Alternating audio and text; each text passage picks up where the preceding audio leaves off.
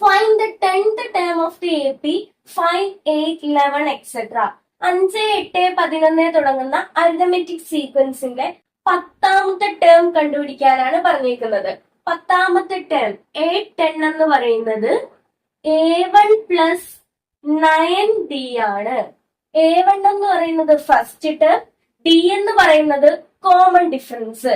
ഇവിടെ A1 എന്ന് പറയുന്നത് ഫസ്റ്റ് ടേം 5 ആണ്. 5 plus 9 into T common difference.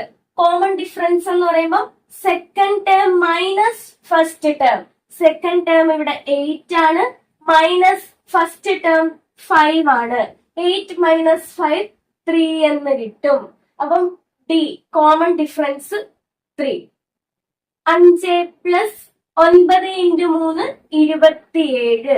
27 plus 5 32 എന്ന് കിട്ടും. അപ്പൊ 10ാമത്തെ പദം 32 ആണ്.